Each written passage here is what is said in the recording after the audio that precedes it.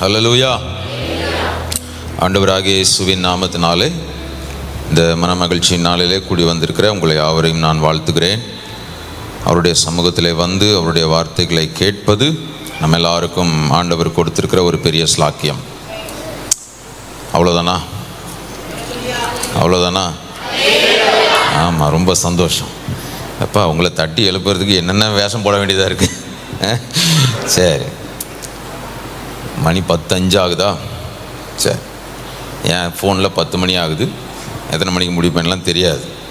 ஆமாம், ஏன்னா யூத் மீட்டிங்கெல்லாம் எப்படியாவது கொஞ்சம் ஷார்ட்டாக வச்சுட்டு முடிச்சிடணும் அப்படின்னு சொல்லி காலையிலே பெட்ஸி கேட்டாங்க, நீங்கள் எத்தனை மணிக்கு முடிப்பீங்கன்னு தெரியலையே அப்படின்ட்டு. சரியா, எனக்கு தெரியாது எத்தனை மணிக்கு முடிப்பேன். சரி, கர்த்தருடைய சமூகத்திலே வார்த்தை மிகவும் முக்கியம். நம்ம எவ்வளோ காரியங்களை ஆலயத்தில் செய்தாலும் மெயினாக ஆலயத்துக்கு வர்றது எதுக்காக வர்றோம்? அவருடைய வார்த்தைகளை கேட்பதற்காக வருகிறோம். ஸோ அதில் எந்த விதமான இடைஞ்சலும் இருக்கக்கூடாது. சரி, ஒரு பெரிய ராஜா இருந்தார். யார் இருந்தா? ஆமாம், ஒரு பெரிய ராஜாவது இருந்தார். அந்த ராஜாவை போல கனம் பெற்றவர்கள் யாருமே இல்லை. மிகவும் பெருமைக்குரிய ஒரு மனிதர் அவர். முழு உலகத்தாலும் போற்றப்பட்ட ஒரு மனிதர். அப்படி அந்த ராஜா அவர் ஆட்சி புரிந்த அந்த நாட்களிலே அவரை தேடி அநேக புற தேசத்து ராஜாக்களும் வருவது வழக்கம். பெரிய பெரிய மனிதர்கள் அவரை சந்திக்க வருவது வழக்கம்.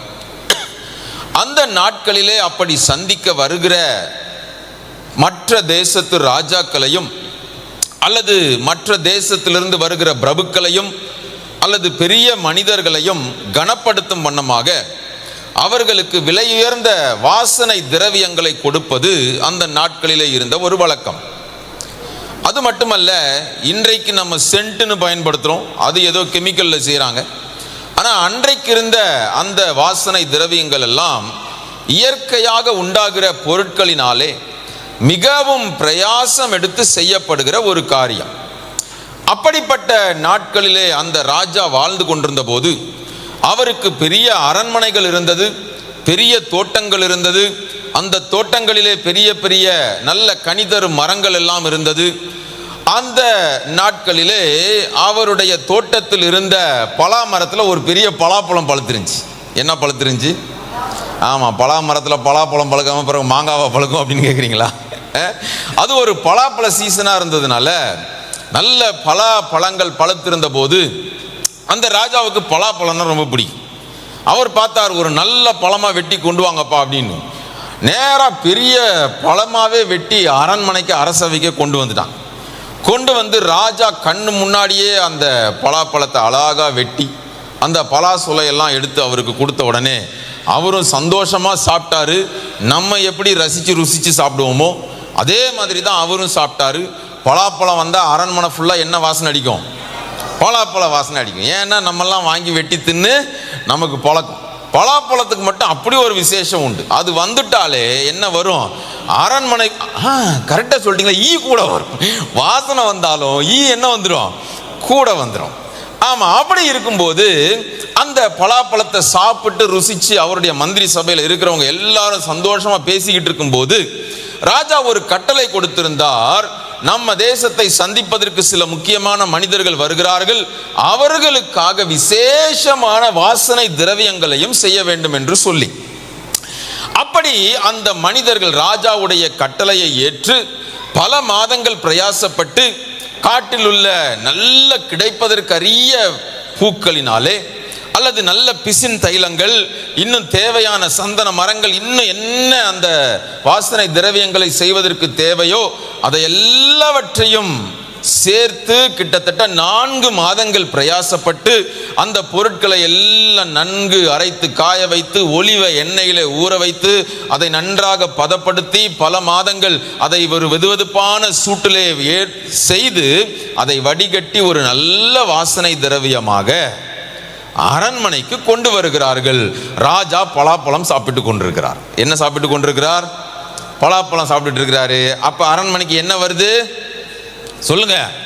வாசனை திரவியம் வருது. அப்போ அந்த வாசனை திரவியம் ரொம்ப நேர்த்தியாக செய்யப்பட்டபடினால பலாப்பழ வாசனையை விட வாசனை திரவியத்தோட வாசனை மேற்கொண்டுருச்சு. பலாப்பழ வாசனை காணாமலே போயிருச்சு. அந்த அளவிற்கு நேர்த்தியாக செய்யப்பட்ட அந்த வாசனை திரவியத்தில் பார்த்த உடனே ராஜாவுக்கு என்னாச்சு? பயங்கர சந்தோஷம். எப்பா, நான் எதிர்பார்த்த மாதிரியே அட்டகாசமாக செஞ்சு கொண்டு வந்துட்டீங்க. இதை நம்மை நாளைக்கு சந்திக்க வரப்போகிற அந்த மனிதர்கள்ட்ட கொடுக்கும்போது நம்மளை தேசத்தை குறித்து என்ன செய்ய போறாங்க?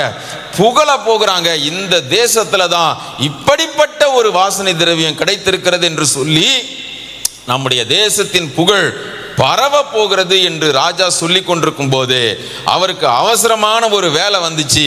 உடனே மந்திரி சபை எல்லாம் கூட்டிக்கிட்டு போயிட்டார். ரூம்குள்ள பலாப்பழமும் இருக்கு, வாசனை திரவியமும் இருக்கு. அடுத்த நாள் வந்து பார்க்குறாரு, நல்ல வாசனை திரவியம் அரண்மனை முழுவதும் வீசிக்கொண்டிருந்த வாசனை போய் ராஜாவுடைய அரண்மனையை திறந்த உடனே உள்ள ஒரே நாத்தமா எடுத்துச்சு. என்ன எடுத்துச்சு சொல்லுங்க? என்ன எடுத்துச்சு? நாத்தமா எடுத்துச்சு. ராஜாவுக்கு வந்த மந்திரிமார்கள் எல்லாருக்கும் ஒரே ஆச்சரியம். என்னடா இது, வாசனை திரவியத்தை கொண்டு வரும்போது பயங்கர வாசனை அடிச்சிச்சு, பலாப்பழம் சாப்பிடும் போது அந்த வாசனையை கூட மேற்கொண்டுச்சு, இவ்வளவு நாறுதே அப்படின்னு சொல்லி பார்த்து யோசிச்சுக்கிட்டே இருந்தாங்க. நீங்களும் யோசிச்சுக்கிட்டே இருங்க. பக்கத்தில் இருக்கவங்கள பாருங்க. இப்போ பக்கத்தில் இருக்கவங்கள பாருங்க, கையை பிடிச்சி மூஞ்ச பார்த்து கேளுங்க. கையெல்லாம் பிடிக்க மாட்டீங்களோ? பரவாயில்ல, பிடிங்க. மூஞ்ச பார்த்து கேளுங்க, உங்க பரிமள தைலம் நாறுதா நறுமணம் வீசுதா? பிரசங்கியின் புஸ்தகத்திலும் பேர் பெற்றவனை சொற்ப மதியினமும் அப்படியே செய்யுமா. செத்த ஈக்கள் பரிமள தைலக்காரனுடைய தைலத்தை அது நாரி கெட்டு போக பண்ணும். இந்த வார்த்தைகளை எழுதுவது சாலமோன் ராஜா. சரியா? அந்த பரிமள தைலம் என்பது நீங்கள் வேதத்திலே பல இடங்களிலே வாசிக்கலாம். வேதத்திலே பழைய ஏற்பாட்டு காலங்களிலே பல இடங்களிலே சுகந்த வர்க்கம் என்று சொல்லி அல்லது பரிமள தைலம், வெள்ளை போலம், இப்படி சொல்லி பலவிதமான வாசனை பொருட்கள் மோசேயின் நியாயப்பிரமாண புஸ்தகத்திலிருந்தே எழுதி கொடுப்பதை நீங்கள் பார்க்க முடியும். ஆக அந்த நாட்களிலே இந்த வாசனை பொருளானது பரிமள தைலம் என்று சொல்லப்படுகிற இந்த பெர்ஃப்யூம், இந்த இன்சென்ஸ் என்பது மிகவும் விசேஷமாக கருதப்பட்ட ஒரு காலம். அதை இன்றைக்கு நாம் செய்கிறது போல ஒரு சென்ட் பாட்டில் எப்படி கடையில் வாங்குறோமோ அப்படி ஈஸியாக வாங்கிட்டு செஞ்சிட முடியாது. அதை செய்வதற்கென்றே ஒரு பெரிய ப்ராசஸ் இருந்தது. அதற்கு தேவையான கிடைப்பதற்கு அரிய அந்த மலர்கள் எல்லாம் சேர்க்க வேண்டும். இன்னும் அதை குறித்து வேதத்தில் பல இடங்களில் நீங்கள் வாசிக்கலாம். யாத்ராகமத்தின் புஸ்தகம் 30ஆம் அதிகாரத்தில் 22 நீங்கள் தொடர்ந்து வாசிக்கலாம். 34ஆம் வசனத்தில் வாசிக்கலாம். இப்படி பல இடங்களில் நீங்கள் அதை குறித்து வாசிக்கலாம். இந்த சங்கீதத்தின் புஸ்தகம் 45ஆம் அதிகாரம் 8ஆம் வசனத்தில் இப்படி வாசனை பொருட்களை குறித்தெல்லாம் நீங்கள் வாசிக்கலாம். எதற்கு இதை சொல்லுகிறேன் என்றால், அந்த பழைய ஏற்பாட்டு காலத்தில் இந்த பரிமள தைலம் அல்லது அவர்கள் செய்கிற இயற்கையாக செய்கிற அந்த வாசனை பொருட்கள் எல்லாம் மிகவும் உயர்ந்ததாக கருதப்பட்டது. அது தேவ ஆலயத்திலும் பயன்படுத்தப்பட்டது, அல்லது அபிஷேகம் பண்ணப்படுகிற மனிதர்களுக்கும் அது பயன்படுத்தப்பட்டது, அல்லது வருகிற பெரிய மனிதர்கள் விசேஷமான ராஜாக்களுக்கு கொடுப்பதற்கு வெகுமதியாகவும் அது பயன்படுத்தப்பட்டது. அப்பொழுது சாலமோனினுடைய நாட்களிலே அவன் ஏதோ ஒரு சூழ்நிலையிலே ஏதோ ஒரு காலகட்டத்திலே அவன் ராஜாவாக இருக்கும்போது அவன் பார்த்து அனுபவித்து அறிந்து கொண்ட பல சங்கதிகளை இந்த பிரசங்கியின் புஸ்தகத்திலே அவன் எழுதி வைத்திருக்கிறான். இன்னும் தெளிவாக சொல்ல வேண்டுமானால், சாலமோனுடைய வாழ்க்கை மிகவும் மோசமான வாழ்க்கை என்பதை நாம் எல்லாரும் அறிந்திருக்கிறோம். ஆண்டவர் அவனுக்கு உலகத்தில் இல்லாத ஞானத்தையும் கனத்தையும் கொடுத்திருந்தார். எந்த மனிதனுக்கும் கிடையாத ஒரு மிகப்பெரிய பொக்கிஷமான ஞானமும் கனமும் பேரும் பெருமையும் சாலமோனுக்கு கிடைத்திருந்தது. அப்படி ஞானம் கிடைத்த அந்த ஆரம்ப காலகட்டத்திலே அவர் எழுதினதுதான் நீதிமொழிகளின் புஸ்தகம். நீதிமொழிகளில் இருக்கிற எல்லாமே சாலமோனுடைய வார்த்தை கிடையாது. அதில் வேறு சில மனிதர்களுடைய வார்த்தையும் இருக்கிறது. ஆனால் அவன் தேவ ஞானத்தினால் நிறைய பெற்ற போது எழுதினது அந்த நீதிமொழிகளின் புஸ்தகம் என்று சொல்லுகிறார்கள்.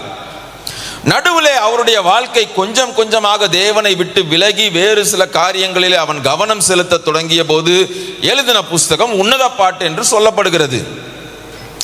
அதையெல்லாம் பண்ணி எல்லா அட்டகாசத்தையும் பண்ணி முடிச்சுட்டு கடைசியில புத்தி தெளிஞ்சதுக்கு அப்புறம் அவர் எழுதினது தான் என்ன புஸ்தகம்? பிரசங்கியின் புஸ்தகம். அதனால தான் பிரசங்கி முழுவதும் நீங்க பார்த்தீங்கன்னா, வானத்தின் கீழே பூமியின் மேலே என் கண்ணுக்கு பிரியமானது ஒன்னையும் நான் விட்டு வைக்கல, ஆனா எல்லாமே என்னதுதான்? மாயையும் மனதுக்கு சஞ்சலமுமா இருக்கிறது. காலம் போன கடைசியில நீங்க உணர்ந்து என்ன பண்றது? அப்படிப்பட்ட நிலைமையில நீங்களும் நானும் போய்விடக்கூடாது என்பதனால தான் அவன் கடைசி நாட்களிலே எழுதின வார்த்தைகளாக இருந்தாலும் அவைகள் எல்லாம் எச்சரிப்பாக ஒரு ஞானியின் வார்த்தையாக நமக்கு கொடுக்கப்பட்டிருக்கிறது. அப்போ ஒரு நாள் அவர் கட்டில்ல படுத்துக்கிட்டு யோசிச்சு பார்க்கிறாரு, தன்னுடைய வாழ்க்கையை திரும்பி பார்க்கிறாரு. ஏன் வாழ்க்கை ஒரு நாள் ஒரு காலத்துல அந்த பரிமள தைலம் போல நறுமணம் வீசுகிற, அநேகருக்கு மகிழ்ச்சியையும் மேன்மையையும் கொண்டு வருகிற ஒரு வாழ்க்கையாகத்தான் இருந்தது. என்னுடைய வாழ்க்கை ஒரு காலத்திலே நாற்றமாக இருந்தது. ஏனென்றால் நான் ராஜாவாகிறதற்கு எந்த விதத்திலும் தகுதியானவன் கிடையாது. தாவீதுக்கு அவனுடைய சுதந்திரத்தின்படி பிறந்த குமாரர்கள் இருந்தாலும் அவர்களை எல்லாம் ஆண்டவர் ராஜாவாக அபிஷேகம் பண்ணாமல், தாவீதிற்கு அடுத்தபடியாக தவறான உறவிலே பிறந்த ஒரு மனிதனாக இருந்தாலும் ஆண்டவர் சாலமோனின் மேல் கிருபை வைத்தபடியினால் அவனை தெரிந்தெடுத்தார். அப்படி நாற்றமாக இருந்த அவனுடைய வாழ்க்கையை, எல்லாராலும் அற்பமாக எண்ணப்பட்ட அவனுடைய வாழ்க்கையை, தாவீதின் மகனாகவே இருந்தாலும் அன்றைக்கு வாழ்ந்த மனிதர்கள் என்ன பேசி இருப்பார்கள்? என்னதான் இருந்தாலும் இவன் பத்சேபாளுடைய மகன் தானே, தாவீது தவறான உறவு முறையிலே பிறந்த ஒரு மகன் தானே இவன் என்று சொல்லித்தானே உலகம் பேசி இருக்கும். அப்படிப்பட்ட மனிதனை ஆண்டவர் தெரிந்தெடுத்து அவனை ஞானத்திலும் கனத்திலும் பேர் பெற்றவனாக உயர்த்தி அவனுடைய வாசனை நற்கந்தமாக முழு உலகத்திற்கும் வீசுகிற வண்ணம் அவனை மாற்றி இருந்தார்.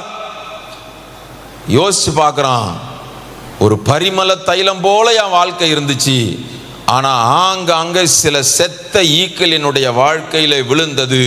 அது பரிமள தைலம் போல காணப்பட்ட என்னுடைய வாழ்க்கையை அது நார பண்ணிற்று என்று சொல்லிவிட்டு தான் அவன் சொல்லுகிறான், ஞானத்திலும் கனத்திலும் பேர் பெற்றவனாய் இருந்த என்னை சொற்ப மதியினம் நார பண்ணிற்று.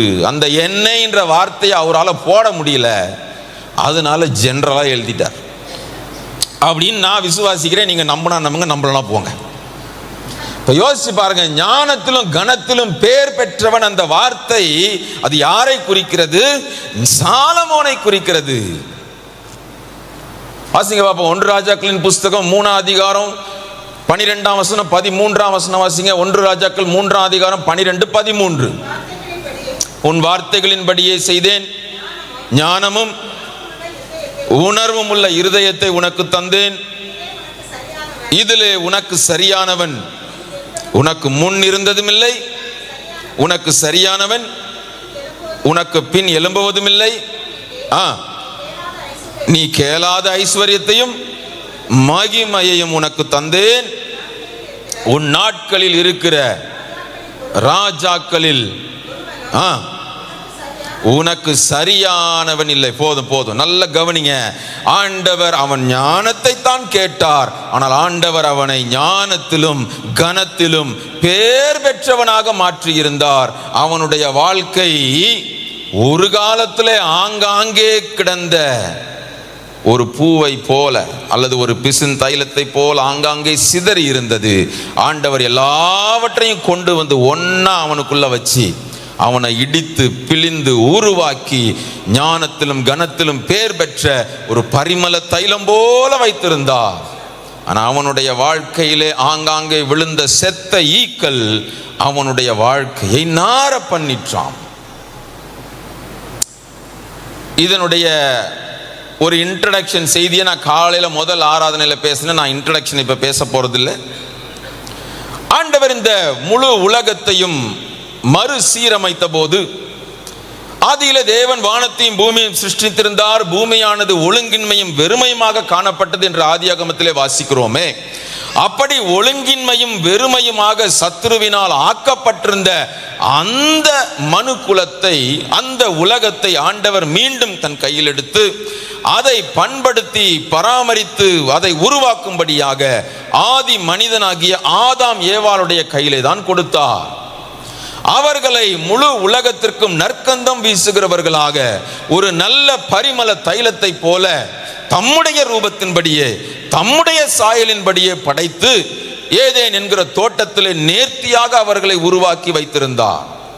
ஆனால் அந்த மனிதர்களும் ஞானத்திலும் கனத்திலும் பேர் பெற்றவர்களாய் இருந்தாலும் தங்களுடைய சொற்ப மதியினத்தினாலே செத்த ஈக்களுக்கு இடம் கொடுத்து, அந்த சொற்ப மதியினத்தினாலே ஆண்டவருடைய வார்த்தைக்கு செவி கொடாமல் அவருடைய கற்பனைகளுக்கு மீறினபடியினால் அவருடைய ரூபத்தின்படி அவருடைய சாயலின்படி படைக்கப்பட்டிருந்த மனுக்குலம் ஆண்டவர் தந்திருந்த அந்த நற்கந்தத்தை இழந்து போனவர்களாக, அவர் தந்திருந்த அந்த மகிமையின் வாழ்க்கையை இழந்து போனவர்களாக மாற்றப்பட்டார்கள். ஆதியாகமத்தின் புஸ்தகத்தில் 3ஆம் அதிகாரத்திலேயே வாசிக்கிறோம், அவர்கள் நிர்வாணிகள் ஆனார்கள் என்று அங்க போட்டிருக்கிறது. சரியா? அப்படின்னா என்ன அர்த்தம்? ஆண்டவர் தன்னுடைய மகிமையின் சாயலை அவர்களுக்கு கொடுத்திருந்தார். ஆனால் இந்த மனுக்குலம் தன்னுடைய சொற்ப மதியினத்தினால் ஆண்டவர் தந்திருந்த அந்த மகிமையின் வாழ்க்கையை இழந்தவர்களாக ஆண்டவர் தேடி வரும்போது ஆதாமும் ஏவாளும் சொல்றாங்க, நாங்கள் நிர்வாணிகளா இருக்கிறோம். முழு உலகத்திலும் மகிமையாக சிருஷ்டித்து வைக்கப்பட்ட மனுக்குலம் ஆண்டவர் தங்களுக்கு தந்திருந்த மகிமையை இழந்தவர்களாய் அங்கே என்ன ஆக்கப்பட்டது? என்ன ஆக்கப்பட்டது? பாவம் பிரவேசித்தது. ஆனால் அவர்கள் சொல்லுகிற வார்த்தை, நாங்கள் நிர்வாணிகளாய் இருக்கிறோம் என்று சொல்லுகிறார்கள். ஆனால் அது பிரச்சனை இல்லை, அது சத்ருவினால் செய்யப்பட்டது. ஆனால் நான் இன்றைக்கு காண்பிக்க போகிறது, அதற்கு பிறகு ஆண்டவர் மனுக்குலத்தை மீட்டெடுத்தார். அவர்களை ஆபிரகாமின் சந்ததி என்று பிரித்தெடுத்து அவர்கள் எகிப்திலே 430 ஆண்டுகள் அடிமைகளாக இருந்த பின்னரும் அவர்களுடைய அசுத்தங்கள் எல்லாவற்றையும் களைந்து மீண்டுமாக அவர்களை ஒரு விடுதலை பெற்ற ஜனமாக அவர்களை கொண்டு வரும்போது அதே ஜனக்கூட்டம், அதே மனுக்குலம் ஆண்டவர் தந்திருந்த அந்த நறுமணம் வீசுகிற வாழ்க்கையை இழந்து போனவர்களாக மீண்டும் அதே நிர்வாண நிலைக்கு திரும்பினார்கள். அதற்கு காரணம், தேவனால் தெரிந்தெடுக்கப்பட்ட ஒரு மனிதனுக்குள் அவன் இடம் கொடுத்த சில செத்த ஈக்கள். வாசிங்கள் என்னோடு கூட யாத்ராகமத்தின் புஸ்தகம் 32வது அதிகாரம் எடுத்துக்கோங்க. யாத்ராகமத்தின் புஸ்தகம் 32ஆம் அதிகாரத்துக்கு வாங்க. இந்த அதிகாரம் நீங்கள் நிறைய வாசிச்சிருப்பீங்க, நிறைய செய்திகளை கேட்டிருப்பீங்க. அதில் வாங்க, ஒரு சில வசனங்களை மாத்திரம் வாசிக்கலாம். 25ஆம் வசனத்தை வாசியுங்கள். ஜனங்கள் தங்கள் பகைவருக்குள் அவமானப்படத்தக்கதாக ஆரோன் அவர்களை நிர்வாணமாக்கி இருந்தான். அவர்கள் நிர்வாணமாய் இருக்கிறதை மோசே கண்டான். நல்ல கவனிங்க, ஆண்டவர் மனிதனை தன்னுடைய ரூபத்தின்படி தன்னுடைய சாயலின்படி நேர்த்தியாக மகிமை பொருந்தினவர்களாக சிருஷ்டித்திருந்தார். ஆனால் அதே மனுக்குலம் பாவத்து நிமித்தமாக ஆண்டவர் தந்திருந்த அந்த மகிமையின் சாயலை இழந்து போனவர்களாக நிர்வாணிகள் என்கிற நிலைக்கு தள்ளப்பட்டார்கள். ஆண்டவர் பார்த்து வேதனைப்பட்டவராக அந்த ஜனத்தை மீண்டும் எடுத்து அவர்களுக்கு டெம்பரரியாக ஒரு அரேஞ்ச்மெண்டாக ஒரு மிருகத்தை அடித்து அதனுடைய தோலினாலே ஒரு ஆடையை செய்து அவர்கள் நிர்வாணத்தை மறைத்து மீண்டுமாக அவர்களை தன்னுடைய ஜனமாக எடுத்து அவர் நடத்தி கொண்டு வருகிறார். ஆனால் இங்கே மீண்டும் ஜனங்கள் தங்கள் பகைவருக்குள் அவமானப்படத்தக்கதாக, இன்னும் சொல்லணும்னா தங்களுடைய நறுமணத்தை இழந்து நாற்றம் வீசத்தக்கதாக மீண்டும் அதே ஜனக்கூட்டம், தேவனால் தெரிந்தெடுக்கப்பட்ட ஜனக்கூட்டம், அற்புதமாக எகிப்திலிருந்து மீட்டெடுக்கப்பட்ட ஜனக்கூட்டம் இன்றைக்கு நிர்வாணமாக்கப்பட்டிருக்கிறது. தேவ மகிமையை மீண்டும் இழந்து போன நிலைமைக்கு தள்ளப்பட்டிருக்கிறது. அதற்கு காரணம் என்ன? அந்த ஜனத்தினுடைய நிர்விசாரம், அந்த ஜனத்தினுடைய பாவங்கள் பல இருந்தாலும் அங்கே வசனம் தெளிவாக சொல்லுகிறது, ஆரோன் அவர்களை நிர்வாணமாக்கி இருந்தான். Can you just imagine? ஆண்டவர் எத்தனையாய் வேதனைப்பட்டிருப்பார். எந்த ஜனக்கூட்டத்தை ஆண்டவர் தன்னுடைய சொந்த ஜனம் என்று சொல்லி, தன்னுடைய சம்பத் என்று சொல்லி அவர்களை நேர்த்தியாக எகிப்தியரின் கையிலிருந்து அற்புதமாக விடுதலையாக்கி நடத்தி கொண்டு வந்தாரோ, எந்த ஜனத்திற்கு ஆண்டவர் கற்பனைகளை கட்டளைகளை தன்னுடைய கரத்தினாலே எழுதி கொடுத்திருந்தாரோ, எந்த ஜனத்தை தனக்கென்று ஏற்படுத்தினேன் என்று சொல்லி இருந்தாரோ, அதே தேவ ஜனம் இன்றைக்கு ஆண்டவரை தள்ளிவிட்டு விக்கிரகத்தை தனக்கு உண்டாக்கி அதை வழிபட்டது மட்டுமல்லாமல் இன்றைக்கு பகைவருக்குள்ளாக அவமானப்படத்தக்கதாக, இதுவா தேவ ஜனம், இது எங்களை விட மோசமானது என்று சொல்லி அந்நிய தேசத்தார் பார்த்து நிந்திக்கத்தக்கதாக ஆண்டவர் தந்திருந்த தன்னுடைய மகிமையின் வஸ்திரத்தை இழந்து போன ஒரு ஜனக்கூட்டம் இங்கே ஆண்டவர் எழுதி வைத்திருக்கிறார் என்றால் அதற்கு காரணம் ஆரோன் என்பதை நான் சொல்லவில்லை, வேதமே சொல்லுகிறது. இன்றைக்கு தேவனால் தெரிந்தெடுக்கப்பட்ட தேவ ஜனத்தை கிறிஸ்தவம் என்கிற இந்த மகத்தான வாழ்க்கை முறையை ஆண்டவர் தந்திருந்த தம்முடைய ரத்தம் சிந்தி சிலுவையிலே தன்னுடைய ஜீவனை கொடுத்து சம்பாதித்த இந்த திருச்சபை என்கிற பரிமள தைலத்தை நாரி கெட்டு போக பண்ணுகிறது ஆரோன் என்கிற போர்வையிலே. ஊழியம் என்று சொல்லப்படுகிற பல காரியங்கள் இன்றைக்கு தேவ ஜனத்தை நாரி கெட்டு போக பண்ணி கொண்டிருக்கிறது என்பதை நான் தைரியமாக சொல்லுவேன்.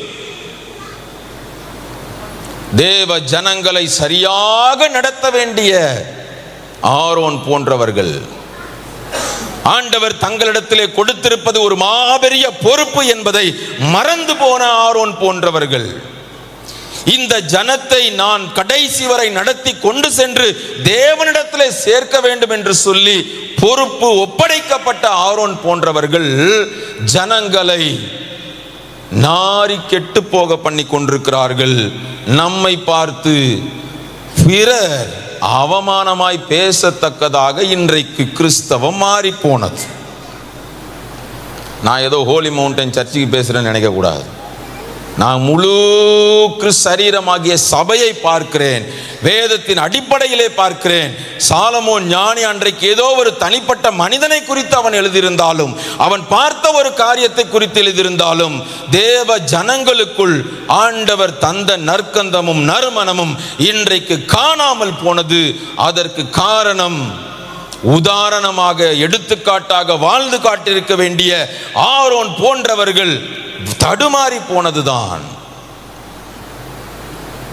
இந்த ஆரோனுடைய வாழ்க்கையில் என்ன நடந்தது? அந்த ஆரோனே ஒரு பெரிய நற்கந்தமாக ஒரு காலத்திலே வீசினவன். இந்த ஆரோனுடைய காரியம் எல்லாம் உங்களுக்கு தெரியும். ஆரோன் யாரு? மோசேயுடைய சகோதரன். மோசேயோட 3 வயது பெரியவர். முதல் 40 வருஷம் மோசே எகிப்தில் அரண்மனையில் வாழ்ந்து கொண்டிருக்கிறான். வெளியே வந்த உடனே அடுத்த 40 வருஷம் ஆண்டவர் வனாந்தரத்திலே கொண்டு போய் விட்டார். அப்ப 40 வருஷம் இந்த ஆரோன் மோசேயை பார்த்ததே கிடையாது. ஆரோனுக்கும் மோசேயாகிய தன்னுடைய இளைய சகோதரனுக்கும் எந்த தொடர்புமே கிடையாது. அப்பொழுது 40 ஆண்டுகளின் முடிவிலே மீண்டுமாக ஆண்டவர் மோசேயை அங்கே மீதியான் வனாந்திரத்திலே சந்திக்கும் போது மோசே சொல்லுகிறான், ஆண்டவரே, இந்த ஜனத்தை என்னால நடத்த முடியாது, எனக்கு பேச தெரியாது, நான் திக்குவாயும் மந்த நாவும் உள்ளவன் என்று சொன்னபோது ஆண்டவர் அவனுக்கு காண்பித்த மனிதன் இந்த ஆரோன். யாத்ராகமத்தின் புஸ்தகம் 4வது அதிகாரம் 14வது வசனத்திலே ஆண்டவர் சொல்லுகிறார், உன்னுடைய சகோதரன் ஆரோன் இருக்கிறான் அல்லவா, அவன் நன்றாய் பேசுகிறவன் அல்லவா, அவன் உன் கூட இருப்பான். 15ஆம் வசனத்தில் அவர் சொல்லுகிறாரு, நீ அவனோட பேசி அவன் வாயில் வார்த்தைகளை போடு, நான் உன் வாயிலும் அவன் வாயிலும் இருந்து நீங்கள் ஜனங்களுக்கு செய்ய வேண்டியதை உங்களுக்கு உணர்த்துவேன் என்று ஆண்டவர் சொல்லுகிறார். 16ஆம் வசனத்தில் அவன் உனக்கு பதிலாக ஜனங்களோட பேசுவான், இவ்விதமாய் அவன் உனக்கு வாயாக இருப்பான் என்று சொல்லுகிறான். ஆண்டவர் தெரிந்தெடுத்தது மோசே தான். ஆனால் கிருபையாக இன்றைக்கு ஆரோனிடத்திலே ஒரு பெரிய பொறுப்பு கொடுக்கப்படுகிறது. என்னவா? அவன் தேவனுடைய வாயாக மாற்றப்படுகிறான், மோசேயினுடைய வாயாகவும் மாற்றப்படுகிறான்.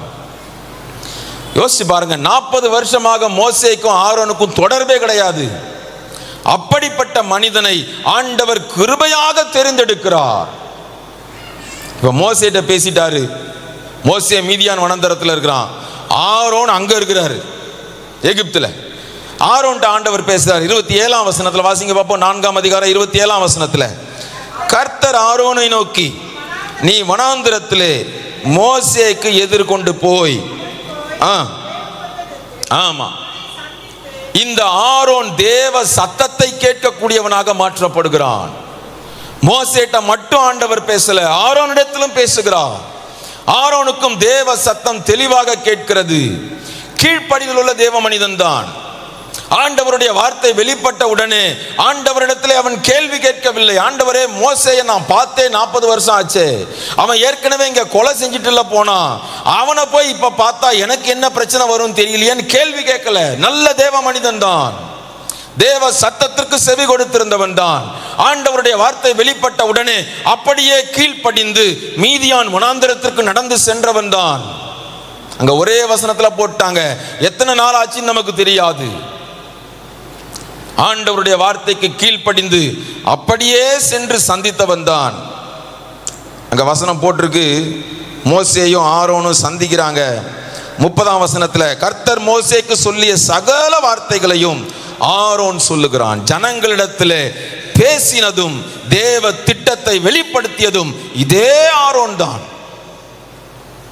அடுத்து 31ஆம் வசனம் சொல்லுது, ஜனங்களிடத்திலே அவர்கள் அற்புதங்களை எல்லாம் செய்து காண்பித்தார்களாம். 30ஆம் வசனத்துல, ஜனங்களின் கண்களுக்கு முன்பாக ஆண்டவர் ஆரோன் மூலமாக அற்புதங்களையும் செய்கிறார். அப்படியெல்லாம் நடத்தப்பட்ட அந்த ஆரோன் பின்னாட்கள்ல, வாங்க யாத்ராகமத்தின் புஸ்தகம் 17ஆவது அதிகாரத்துல, ஜனங்களை விடுதலை செய்கிற எல்லா காரியங்களிலும் மோசேயோடு உடனிருந்தவன். 10 வாதைகளை எகிப்தியர் பார்த்து பயந்து அலறிய போது அந்த எல்லா சூழ்நிலைகளையும் மோசே தனியாக போய் பார்வோனிடத்தில் பேசவில்லை, பேசினது எல்லாமே ஆரோனே. அப்படி தேவ ஜனத்தின் விடுதலைக்காக ஆண்டவரால் நேர்த்தியாக பயன்படுத்தப்பட்ட மனிதன். வரும்போது இப்போ ஒரு பெரிய யுத்தம் வருது அமலேக்கியரோட.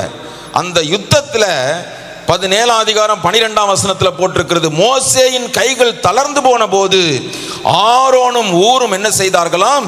மோசேயின் 2 கைகளை தாங்கி பிடித்தார்களாம். அப்ப தேவ மனிதனாகிய மோசேயின் கரத்திற்கும் வலு சேர்க்கிற வண்ணமாக ஒரு மிகுந்த ஆசீர்வாதத்தின் பாத்திரமாகத்தான் இந்த ஆரோன் வைக்கப்பட்டிருந்தான். அதற்கு பிள்ளை உள்ள அந்த அதிகாரத்தை எல்லாம் நீங்க வாசிச்சு பார்த்தீங்கன்னா, ஒரு கட்டத்தில் ஆண்டவர் சொல்றாரு, எல்லாரும் வரக்கூடாது, யாரும் வரக்கூடாது, ஆனா ஆரோனை கூட்டிட்டு வான்னு சொல்றாரு மோசேட்ட. அந்த அளவிற்கு எப்படி எகிப்தின் விடுதலையிலே மோசேக்கு பங்குண்டோ அதே அளவு பங்கு ஆரோனுக்கும் இருந்தது. ஆனா அந்த ஆரோனை குறித்து என்ன சொல்லப்படுகிறது? 24ஆவது அதிகாரத்தில், இப்ப ஆண்டவர் மோசேயை சீனா மலைக்கு கூப்பிடுறார். 40 நாள் அங்க இருக்க போறார். இப்போ அப்ப மோசே என்ன சொல்லுகிறார் பாருங்க. 24ஆம் அதிகாரம் 14ஆம் வசனத்துல, அவன் மூப்பரை நோக்கி, நாங்கள் உங்களிடத்தில் திரும்பி வரும் மட்டும் நீங்கள் இங்கே எங்களுக்காக காத்திருங்கள், ஆரோனும் ஊரும் உங்களிடத்தில் இருக்கிறார்கள், ஒருவனுக்கு யாதொரு காரியம் உண்டானால் அவன் அவர்களிடத்தில் போகலாம் என்றான். அப்ப ஜனங்களை மோசே இல்லாத சூழ்நிலையிலே பராமரிக்க வேண்டிய, கவனிக்க வேண்டிய எல்லா பொறுப்பும் இந்த ஆரோனிடத்திலே மோசேயினாலே கொடுக்கப்படுகிறது. தேவனால் தெரிந்தெடுக்கப்பட்ட மனிதன், தேவ சத்தம் கேட்டு அதற்கு அப்படியே கேள்வி கேட்காமல் கீழ்ப்படிந்த மனிதன், மோசேயோடு இருந்து மோசேயின் வாயாக தேவனுடைய சத்தத்தை கேட்டு மோசேக்கு பதிலாக ஜனத்திடத்திலே பேசினவன், மோசேக்கு பதிலாக பார்வோனிடத்திலே பேசினவன், மோசேக்கு பதிலாக தன் கையாலேயே அற்புதங்களை ஜனங்களுக்கும் பார்வோனுக்கும் முன்பாக செய்து காட்டிய அந்த ஆரோன், யுத்தத்திலும் மோசேயின் கரத்தை வலுப்படுத்தும் வண்ணமாக தாங்கி பிடித்துக் கொண்டிருந்த ஆரோன் சீனாய் மலைக்கு மோசே ஏறி போகும்போது இந்த ஜனங்களை பார்த்து நடத்த வேண்டிய பொறுப்பு உன்னுடையது என்று கொடுக்கப்பட்டிருந்த ஆரோன் 32ஆம் அதிகாரத்தில் இன்றைக்கு அதே ஜனக்கூட்டத்தை, எந்த ஜனத்தை அவன் விடுவித்தானோ, எந்த ஜனத்தை இம்மட்டுமாக நடத்தினானோ, அதே ஜனத்தை நாரி கெட்டு போக பண்ணுகிற அளவிற்கு அவர்களை நிர்வாணமாக்கி இருந்தான். அருமையான தேவ பிள்ளைகளே, ஆண்டவர் உங்களையும் என்னையும் அவர் நற்கந்தம் வீசுகிற பரிமள தைலமாக அவர் பார்க்கிறார். அப்படித்தான் அவர் தன்னுடைய சபையை எதிர்பார்க்கிறார். ஆனால் தேவ ஜனங்களுக்குள், ஜனங்களை நடத்துகிறவர்களுக்குள் காணப்படுகிற செத்த ஈக்கலானது அந்த பரிமள தைலத்தை கெடுத்து போடுகிறதல்லாமல் அவர்களை சுற்றி இருக்கிற அநேகரையும் அந்த நாற்றத்திற்குள் தள்ளிவிடுகிறது என்பதை வேதம் காண்பிக்க தவறவில்லை. தேவ ஜனங்கள் கவனமாய் இல்லாமற் போவோமானால் ஆண்டவர் தந்திருக்கிற அந்த பரிமள தைலம் என்கிற நற்கந்தம் வீசுகிற அனுபவத்தை இழந்து போவோம். ஆகவேதான் ஆண்டவர் சாலமோனுடைய வாழ்க்கையிலே கடைசி தருணத்திலே நமக்கு எச்சரிப்புண்டாகும்படி எழுதி வைத்திருக்கிறார். என்னை கேட்டுக்கொண்டிருக்கிற அருமையான தேவ ஜனங்களே, உங்க வாழ்க்கையை யோசித்து பாருங்க. ஒரு காலத்துல நம்முடைய வாழ்க்கை யாருக்கும் பயனற்றதாக, நம்முடைய வாழ்க்கையை திரும்பி பார்ப்போமானால் நம்மாலேயே விருப்பப்படக்கூடாததாக, அவ்வளவு பாவத்திலும், அவ்வளவு அக்கிரமத்திலும், அவ்வளவு மீறுதலிலும் எல்லாராலும் வெறுத்து ஒதுக்கப்படுகிற நிலைமையில் தான் வைக்கப்பட்டிருந்தோம். ஆனால் என்றைக்கு ஆண்டவர் உங்களையும் என்னையும் தன்னுடைய கரத்தில் எடுத்தாரோ, நாற்றம் வீசுகிற அசுத்தமாக அல்ல, தன்னுடைய கயரத்தில் அவர் நற்கந்தம் வீசுகிற ஒரு வாசனையாக வைத்திருக்கிறார். அதை காத்து கொள்ள வேண்டியது உங்களுடைய என்னுடைய கடமை. ஹல்லேலூயா. அந்த வாசனையை கெடுத்து போடுகிற பல செத்த ஈக்கள் நம்முடைய வாழ்க்கையிலே வரும். அதை கவனிக்காமல் விடுவோமானால் அது நம்முடைய வாழ்க்கையை அநேகரை கெடுக்க பண்ணுகிற விதமாக மாற்றி போடும். எனக்கு நிறைய காரியம் இருக்குது சொல்றதுக்கு. அந்த ஆரோனுடைய வாழ்க்கையிலிருந்தே ஒரு சில காரியங்களை நான் வேகமாக காண்பிக்கிறேன். இப்போ 32ஆம் அதிகாரத்துக்கு எடுத்துக்கோங்க. யாத்திராகமத்தின் புஸ்தகம் 32ஆம் அதிகாரத்துக்கு. அவனுடைய வாழ்க்கையிலே ஏற்பட்ட அந்த சொற்ப மதியினம் என்ன, அது எப்படி அவனுடைய வாழ்க்கையும் கெடுத்து போட்டது, அவனை சார்ந்த ஜனங்களுடைய வாழ்க்கையும் கெடுத்து போட்டது என்பதை வேகமாக நாம் பார்க்க போகிறோம். 32ஆம் அதிகாரத்தில் 1ஆம் வசனம் சொல்லுகிறது, மோசே மலையிலிருந்து இறங்கி வருகிறதை தாமதிப்பதை ஜனங்கள் கண்டபோது என்ன சொல்லுகிறார்களாம், மோசேவுக்கு என்ன சம்பவித்ததோ அறியோ, ஆதலால் நீர் எழுந்து எங்களுக்கு முன் செல்லும் தெய்வங்களை எங்களுக்காக உண்டு பண்ணும் என்றார்கள். உடனே ஆரோன் என்ன பண்ணார் சொல்லுங்க? இவ்வளவு நாள் ஜனங்களை அற்புதமாக நடத்தின ஆரோன், எகிப்தின் அடிமைத்தனத்தில் இருந்த போதும் ஜனங்களை நடத்தின ஆரோன், அவர்களை தேவனுடைய வாயாக இருந்து தேவ வார்த்தையை பேசி நடத்தின ஆரோன் என்ன சொல்லியிருக்கணும்? இது என்ன தெரியுமா? முதல் செத்த என்ன தெரியுமா? மனிதர்களை பிரியப்படுத்த ஆரம்பிப்போமானால் நாம் செத்த ஈக்களுக்கு இடம் கொடுக்கிறோம். அது தேவ பிள்ளையாயிருக்கலாம், அல்லது ஒரு ஊழியனாயிருக்கலாம், அல்லது குடும்பத்தில் இருக்கிற தலைவனாயிருக்கலாம். ஒரு மனிதன் ஆண்டவருடைய பிள்ளையாக மாறுவதற்கு முன்னர் நீங்க மாம்ச இச்சையின்படி வாழ்ந்திருக்கலாம், மாம்சமும் மனதும் விரும்பினதை செய்யலாம், இந்த உலக வழக்கத்தின்படி ஓடி இருக்கலாம், எபேசியர் 2ஆம் அதிகாரத்தில் சொல்லி இருக்கிறபடி. ஆனால் என்றைக்கு தேவனுடைய பிள்ளையாக ஒரு மனிதன் மாறுகிறானோ அன்றைக்கு அவன் தன்னுடைய ஆசை இச்சை எல்லாவற்றையும் சிலுவையில் அறைந்து விட்டு, இனிமேல் நான் தேவ சித்தத்தின்படித்தான் நடக்க வேண்டுமே அல்லாமல் எந்த சூழ்நிலையிலும் எப்பேற்பட்ட மனிதர்களாக இருந்தாலும் அந்த மனிதர்களை பிரியப்படுத்துகிறவனாக நான் மாறும்போது நான் எனக்கும் கேடு உண்டாக்கி கொள்ளுகிறேன், என்னை சார்ந்த அநேகரையும் அதே கேட்டுக்குள் நடத்துகிறேன். அடுத்த வசனத்திலே அவர் ஒரு கேள்வி கூட கேட்கல ஆரோன். உடனே சொல்லிட்டார், உங்கள் மனைவி பிள்ளைங்க எல்லார்ட்டையும் இருக்கிற எண்ணத்தை வாங்கிட்டு வாங்க, எல்லாத்தையும் வாங்கிட்டு வாங்க. இந்த மனிதர்களை பிரியப்படுத்துறதுன்ற காரியம் ரொம்ப ரொம்ப டேஞ்சரான காரியம். பல நேரத்தில் இது பல விதங்களில் நம்மளை கொண்டு எங்கேயாவது தள்ளிரும். ஆமாம், உங்க குடும்பத்தில் நீங்க பல நேரத்தில் யோசிக்கலாம், ஐயோ இவர் எனக்காக அவ்வளவு உதவி செஞ்சிருந்தாரே, அவரை பிரியப்படுத்தாம எப்படி போறது? அந்த காரியம் தேவ திட்டத்திற்கு மாறாக இருக்குமானால் அப்பேற்பட்ட மனிதர்கள் உங்களுக்கு தேவையில்லை. இதே காரியம்தான் சவுலுடைய வாழ்க்கையில் நடந்தது. சாமுவேல் வந்து கேட்கிறார், நான் வர்றதுக்கு முன்னாடி நீ ஏன்பா பலியை கொடுக்க ஆரம்பிச்சேன்னு கேட்கும்போது சவுல் சொன்ன காரியம், ஐயா ஜனங்கள் எல்லாம் என்னை விட்டு போயிருவாங்கன்னு எனக்கு பயம்.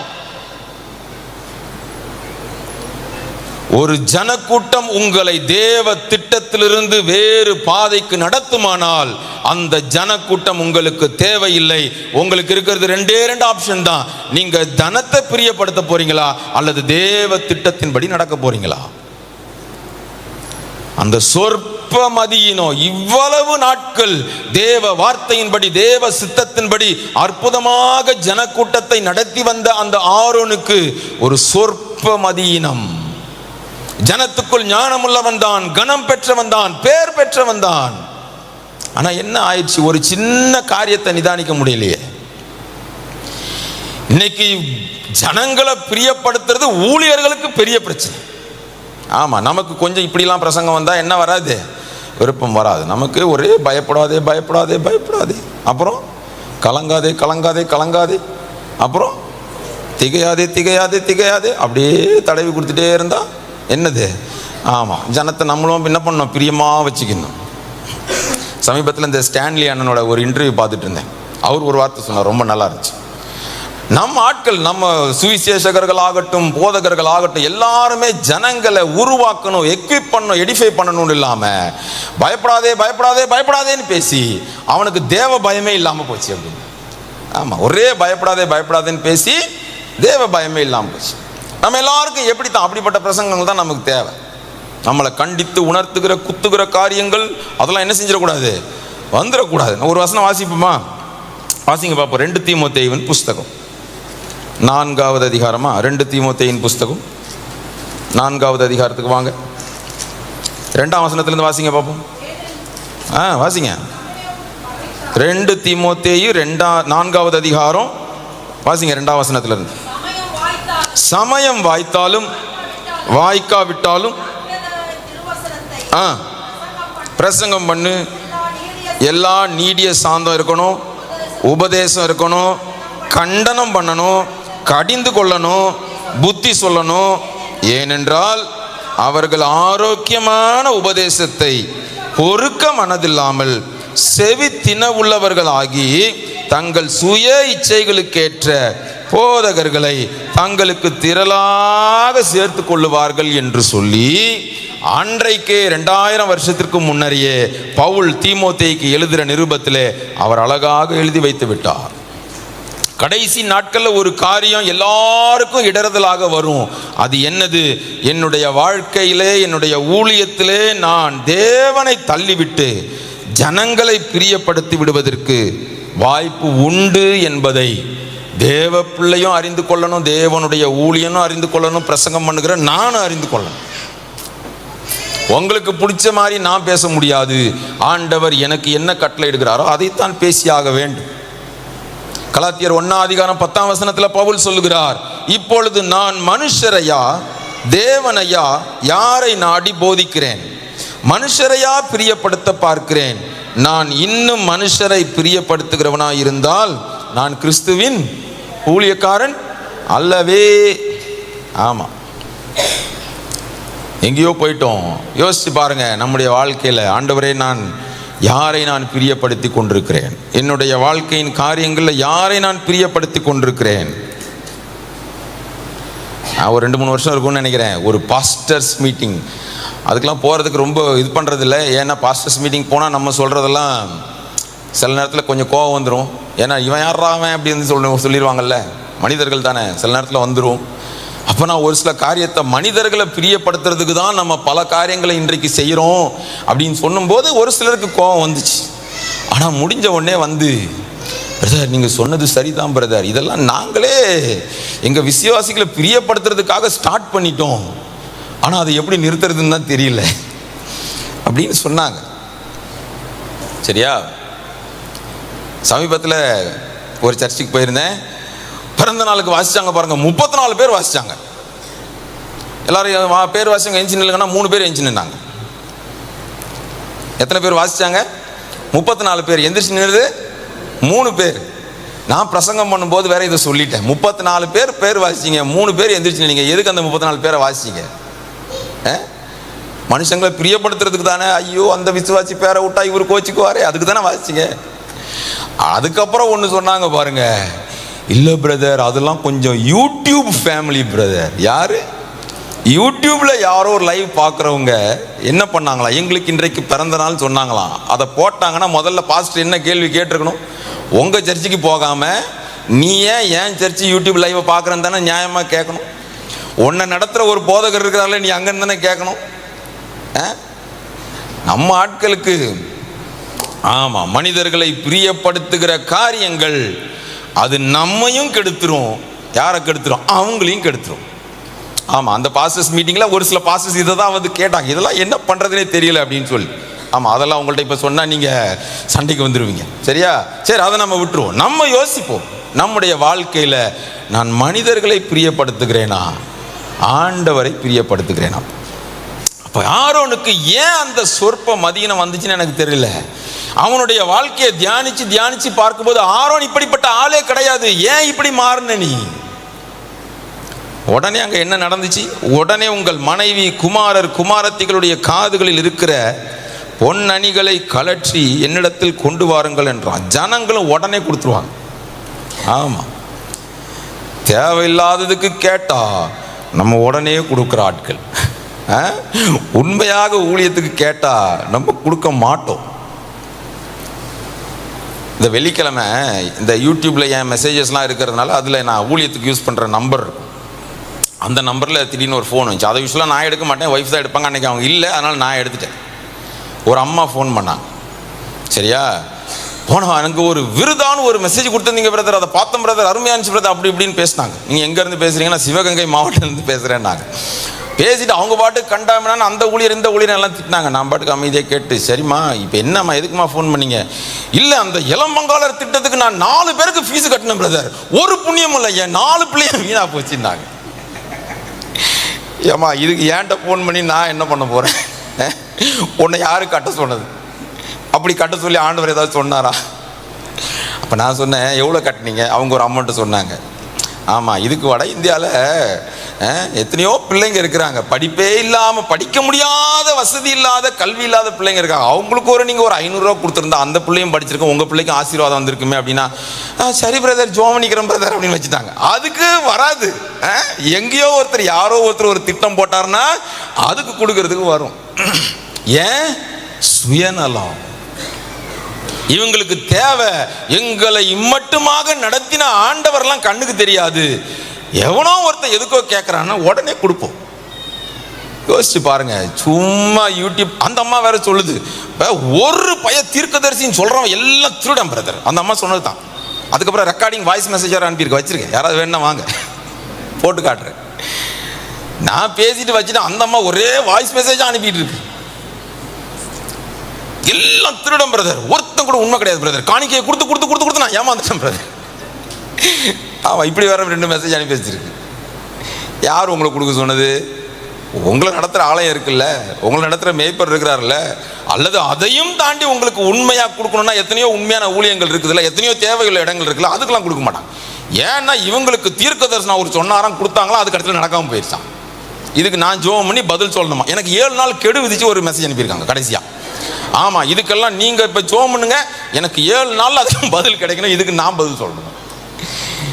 ஏசையா. ஆமா, இது எதுக்கு சொல்ல வந்தேன்? ஆமா, ஜனங்கள் தேவனுக்கு அடுத்த காரியங்களுக்கு முன் வரணும்னா இருக்காது. அற்ப காரியங்களில் போய் மாட்டிக்கிட்டு அப்புறம் முழிச்சுக்கிட்டு நிற்க வேண்டியது. சரி, அடுத்து 2வது காரியம் என்ன நடந்துச்சா? ஆண்டவர் 24ஆம் அதிகாரம் 14ஆம் வசனத்தில் வாசிக்கும் போது அங்கே என்ன சொல்லுகிறார் மோசே மூலமாக? திரும்ப வாசிங்க பார்ப்போம். 24ஆம் அதிகாரம் 14ஆம் வசனம்.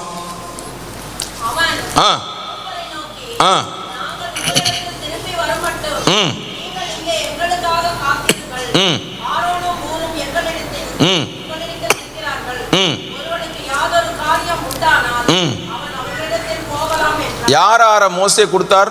ஆரோனையும் ஊரையும் கொடுத்தார். அந்த அமலேக்கியரோடு யுத்தம் நடந்தபோது அங்கேயும் நின்று நடத்தினவர்கள் ஆரோனும் ஊரும். ஆனா இந்த சீன்ல ஊரை நீங்க தேடி பார்த்தீங்கன்னா ஊரை விட்டே போயிட்டார் போல. ரெண்டாவது என்ன தெரியுமா, எப்பவுமே நாம தனியாவே காரியங்களை செய்துவிட முடியாது. ஆண்டவர் நம்மோடு இணைந்து செய்கிற சில நபர்களை நியமிப்பார். அது தேவன் நமக்கு தந்திருக்கிற நல்ல தேவ ஐக்கியம். அந்த ஐக்கியத்தில் இணைந்து செயல்படும் போதுதான் இப்படிப்பட்ட சத்துருவின் தந்திரங்கள் வரும்போது நாம் சொற்ப மதியினத்தில் விழுந்து விட மாட்டோம். ஆரோனே, நீ என்ன செஞ்சிருக்கணும்? உன்கிட்ட மட்டும் பொறுப்பு கொடுக்கப்படல, உன்னோடு கூட ஊர் என்கிற ஒரு மனிதனும் ஆண்டவர் இணைத்து வைத்திருக்கிறார். அவனிடத்துல ஒரு ஒப்பீனியன் கேட்டியா? அல்லது ஜனங்கள் ஏன் ஊரை தேடவே இல்லைன்னு எனக்கு தெரியல. இன்னொரு வேதனையான காரியம், ஊர் அந்த நேரத்திலே பேசி இருக்க வேண்டியவன் பேச வேண்டிய நேரத்தில் பேசாம இருந்தா ஜனங்கள் சீர்கெட்டுத்தான் போவார்கள். நான் இப்படி பேசுறதுனால சிலர் கோவப்படுவாங்க, திட்டுவாங்க, ஏதாவது பண்ணுவாங்க. Who cares? ஊர் அமைதியா இருந்தபோது நானும் அமைதியா இருந்துட்டேன்னா, ஊர் அமைதியா இருந்தபடி நானும் அமைதியா இருந்துட்டேன்னா சில வார்த்தைகள் கடினமாகத்தான் இருக்கும். அதை சொல்ல வேண்டிய நேரத்தில் சொல்ல வேண்டிய சூழ்நிலையில சொல்லாம விட்டேன்னா யார் ஜனங்களுக்கு அறிவிப்பது? யார் ஜனங்களுக்கு தெரியப்படுத்துவது?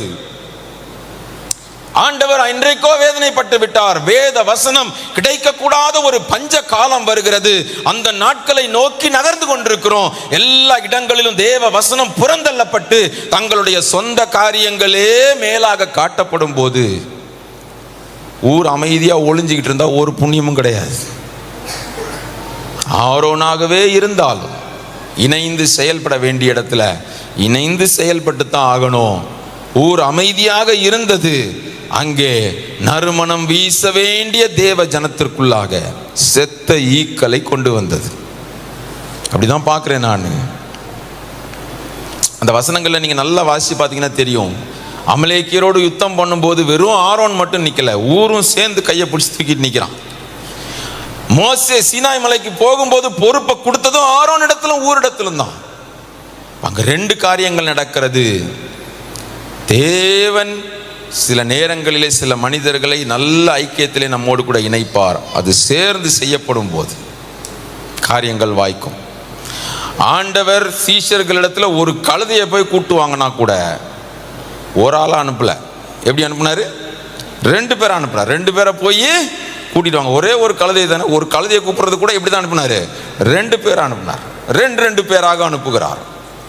அவர் ஒரு டீமாகத்தான் நினைக்கிறார். சிம்சோன மாதிரி தனியாவே நான் பார்த்துருவேன் பேத்துருவேன்னா இப்படிதான் போய் நிற்கணும். சிம்சோனுடைய வாழ்க்கையில பாருங்க, அவன் கூட இணைந்து செயல்பட்ட யாரையாவது பாருங்க.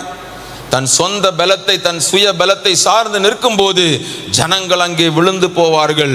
2 பேர் இணைந்து நடந்தால், அது நீங்க கணவன் மனைவியாகவே இருக்கலாம், எல்லா முடிவுகளையும் நான் தான் கணவன் நானே பார்த்து பேத்துருவன் எடுப்பீங்கன்னா எங்கேயாவது போய் முட்டு சண்டில் முட்டிக்கிட்டு நிற்பீங்க. சரியா? ஆண்டவர் இணைந்து செயல்படணும் தான் 2 பேரை இணைத்து இருக்கிறார். கணவன் மனைவியாக, பிள்ளைகளாக, குடும்பங்களாக சில இப்படிப்பட்ட குழப்பமான சூழ்நிலை வரும்போது உங்க சொற்ப மதியினத்திற்கு நீங்க இடம் கொடுத்து விடக்கூடாது என்றால் நீங்கள் இணைந்து செயல்பட்டு தான் ஆக வேண்டும். அடுத்த ஒரு காரியத்தை வாசிப்போமா? வாசிங்க 20வது அதிகாரம் 4ஆம் வசனத்தை வாசிங்க. யாத்திராகமத்தின் புஸ்தகம் 20ஆம் அதிகாரம் 4வது வசனம். மேலே வானத்திலும் கீழே பூமியிலும் பூமியின் கீழ் தண்ணீரிலும் உண்டாயிருக்கிறவைகளுக்கு ஒப்பான ஒரு சொரூபத்தை ஆகிலும் யாதொரு விக்கிரகத்தை ஆகிலும் நீ உனக்கு உண்டாக்க வேண்டாம் என்று சொல்லி இந்த சம்பவம் நடப்பதற்கு சில நாட்களுக்கு முன்னர் தான் ஆண்டவர் மோசே மூலமாக தன்னுடைய ஜனத்தோடு பேசுகிறார். அந்த 10 கற்பனையை மட்டும் பேசல, நிறைய காரியங்களை அவர் ஜனத்தோடு பேசுகிறார். அதற்கு ஜனங்கள் சொன்ன பதில் என்ன? 24ஆம் அதிகாரம் 3ஆம் வசனம். மோசே வந்து கர்த்தருடைய வார்த்தைகள் யாவையும் நியாயங்கள் யாவையும் ஜனங்களுக்கு அறிவித்தான். அப்பொழுது ஜனங்கள் எல்லாரும் ஏக சத்தமாய் கர்த்தர் அருளின எல்லா வார்த்தைகளின்படியும் செய்வோம் என்று பிரதியுத்தரம் சொன்னார்கள். அந்த ஜனக்கூட்டத்திலே ஆரோனும் ஒருவன். 7ஆம் வசனத்தில், உடன்படிக்கையின் புஸ்தகத்தை எடுத்து ஜனங்களின் காதுகள் கேட்க வாசித்தான். அவர்கள் கர்த்தர் சொன்னபடியெல்லாம் செய்து கீழ்ப்பணிந்து நடப்போம் என்றார்கள். அப்படி நடத்தினவர்களுள் ஆரோனும் ஒருவன்.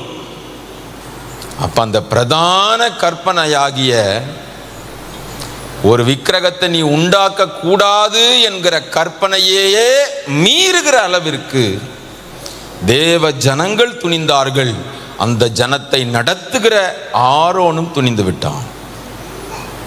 இன்றைக்கு பல விக்கிரகங்கள் நமக்கு முன்னாடி மறைந்து கிடக்கிறது. அதெல்லாம் செத்த ஈக்களாக தேவனுடைய பிள்ளைகளை, கிறிஸ்துவுக்காக நற்கந்தமாக நறுமணம் வீச வேண்டியவர்களை அது நாரி கெட்டு போக பண்ணி கொண்டிருக்கிறது.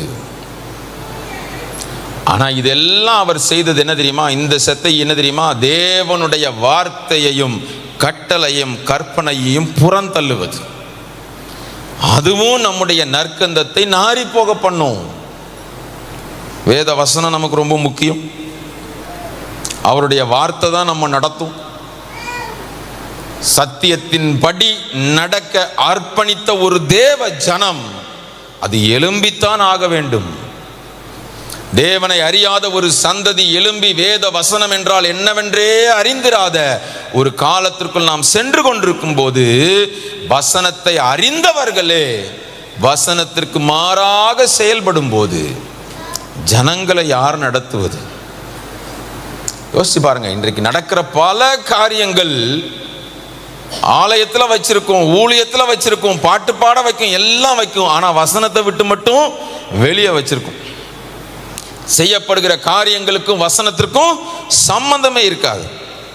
அங்க 32ஆம் அதிகாரத்தில் 5ஆம் வசனத்தில், ஆரோன் அதை பார்த்து அதற்கு முன்பாக ஒரு பலிபீடத்தை கட்டி நாளைக்கு கர்த்தருக்கு பண்டிகை என்று கூறினான்.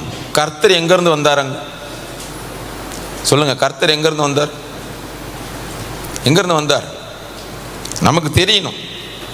நிறைய காரியங்கள் உலகத்தில் நடக்கிற காரியங்களை பார்க்கும்போது தேவ பிள்ளைகளுக்கு நிதானித்து அறிய தெரியணும். இது வேதத்திற்கும் இதுக்கும் சம்பந்தம் இல்லையே, இது கர்த்தருக்காக செஞ்சோன்னு சொல்றாங்களே, இது கர்த்தருக்காக செஞ்சாங்களா இல்லை இது தங்களுக்காக கட்டின பாபேல் கோபுரமா என்பதை தேவ ஜனங்களுக்கு அறிய தெரியணும்.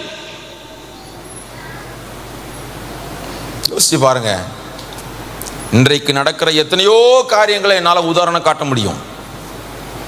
அவரே 1.2 அவரே 2.1 போடுவாங்க. அதை பேரை நீங்க தங்களுக்கேன்னு மாத்திக்கணும். அவரேன்னு அவருக்காக அங்க ஒன்றும் செய்யப்படலை, செய்யப்பட்டது எல்லாமே தங்களுக்காக. யோசிச்சு பார்த்துருக்கீங்களா? ஏன் இதெல்லாம் நடக்குது? கடைசி நாட்களிலே இவைகள் எல்லாம் சம்பவிக்க வேண்டியது. ஆனால் தேவ ஜனங்கள், சத்தியத்தின்படி நடக்கிறவர்கள் இவைகளை எல்லாம் பார்த்து நிதானித்து அறிந்து செயல்பட்டால்தான் உங்களையும் நம்மை சார்ந்தவர்களையும் காத்து கொள்ள முடியும். ஆண்டவர் நம்மை ஒரு நற்கந்தம் வீசுகிற பரிமள தைலமாக அவர் உருவாக்கி வைத்திருக்கிறார். அதற்குள் செத்த ஈக்கள் விழுந்து அது நாரி போக பண்ணக்கூடாது. நடக்கிற அநேக காரியங்களை பாருங்க, கர்த்தருடைய பேர்ல தான் நடக்கும். ஆனா வேதத்திற்கும் அதற்கும் சம்பந்தம் இருக்காது. இப்ப வருகிற நீங்க பெரிய பெரிய காரியங்கள் எல்லாம் பாருங்க, எல்லா பட்ஜெட்லாம் பாத்தீங்கன்னா 100 கோடி 200 கோடி 400 கோடி தான். சொல்லவா, 100 கோடியில 20 லட்ச ரூபாய் பிரிச்சிங்கன்னா எவ்வளவு வரும்? 50 சர்ச்சு கட்டலாம் பல இடங்கள்ல. ஆனா என்ன பண்ணப்படுகிறது? எல்லாமே ஒரே இடத்துல போட்டு பெரிதாக காட்டப்படுகிறது. கூட்டம் கூட்டுவது எழுப்புதல் கிடையாது. எழுப்புதல் என்றால் அது ஜனங்களுக்குள் நடக்கிற பெரிய மாற்றங்களை கண்கூடாக தேசம் பார்க்கும். அதுதான் சரித்திரத்திலே இதுவரை நடந்த எழுப்புதல். ஆங்காங்கே ஜனங்கள் கூடி ஆராதிக்கிற காரியங்கள் நடந்து கொண்டிருக்கும் போது இப்படி பெரிய பெரிய கட்டிடத்தை ஒரே இடத்துல கட்டி சுத்தி இருக்கிற சின்ன சின்ன சபையெல்லாம் ஓச்சி கட்டுற வேலையை தான் இது செய்யும். இதை வேற யாரும் சொல்ல மாட்டாங்க. ஏன்னா பயம். லைவ்ல போறேன்னு எனக்கு தெரியும், என் சேனல்லையும் போடுவேன்னு தெரியும், தைரியமாக தான் சொல்றேன். யோசிச்சு பாருங்க. 50,000 பேர் உட்கார வைக்கிறோம், 20,000 பேர் உட்கார வைக்கிறோம், 1,00,000 பேர் உட்கார வைக்கிறோம், எல்லாரும் இப்போ கட்ட ஆரம்பிச்சாச்சு. ஆனால் அதே பகுதியில் 30 வருஷமா 20 வருஷமா ஊழியம் செஞ்சுக்கிட்டு 100 விசுவாசிகளை சொந்தமாக ஆதாயம் பண்ணி கஷ்டப்பட்டு வச்சிட்டு இருந்த இத்தனை ஊழியர்களை அதெல்லாம் பாதிக்க பண்ண போகிறது என்பதை யாராவது பேசுவாங்களா? ஆனால் பேர் என்ன போடுவாங்க? கர்த்தருக்கு பண்டிகை தான் போடுவாங்க. தேவ ஜனங்கள் வேத வசனத்தின்படி நிதானித்து அறிந்து அதன்படி வாழ பழகணும். இல்லை என்றால் இப்படிப்பட்ட அற்ப காரியங்களிலே சிக்கிக்கொண்டு விழுந்துதான் போகும். யோசிச்சு பாருங்க, பல இடங்கள்ல எத்தனையோ, ஆமா இதெல்லாம் சொன்ன ஒரு பாஸ்டர் சொல்றாரு அன்னைக்கு, பிரதர் இங்க நாங்க வெள்ளிக்கிழமை உபவாச ஜெபம் நடத்துறோம், ஒரு ஊழியத்திலிருந்து பக்கத்திலே ஒரு ஆபீஸ் போட்டிருக்கிறாங்க, அவங்க அதே நாளில் உபவாச ஜெபம் நடத்துறாங்க. எங்கள் சர்ச்சுக்கு வர்றவங்களை நாங்கள் உங்களுக்கு சோறு போடுறோம் வாங்கன்னு இங்கேருந்து கூப்பிட்டு போகிறாங்க பிரதர். நாங்கள் தான் உபவாசம் நடத்துகிறோமே பிரதர், வேற நாளில் வைக்க வேண்டியதான பிரதர். பேரு கர்த்தருக்கு பண்டிகைன்னு தான் போட்டிருக்கோம். அது எந்த ஊழியமாக இருந்தாலும் எந்த ஸ்தாபனமாக இருந்தாலும் அது ஏற்கனவே இருக்கிற இன்னொரு ஊழியத்தை உண்மையாக செய்து கொண்டிருக்கிற ஒரு ஊழியனுடைய கண்ணீரை வைக்கக்கூடாது. அது அந்த ஊழியனை தூக்கி விடுகிற காரியமாக இருக்கணும். அப்படி ஏதாவது நடக்குதா? இன்னைக்கு நடக்கிற பெரிய பெரிய காரியங்கள் எல்லாம் தங்களுடைய பேருக்காக செய்யப்படுகிற காரியங்களே. பேரு தான் கர்த்தருக்கு பண்டிகைன்னு போட்டுருவோம். நம்மளும் அதில் போய் உக்காந்துக்கிட்டு யாராவது ஒருத்தர் மியூசிக் கான்சர்ட்னு போட்டார்னா 50 லட்ச ரூபா செலவு பண்ணி மியூசிக் கான்சர்ட் போட்டு அவர் அது மூலமாக 20 லட்ச ரூபா சம்பாதிச்சுட்டு போயிடுவார். உங்கள்கிட்ட கணக்கு கொடுப்பாரா?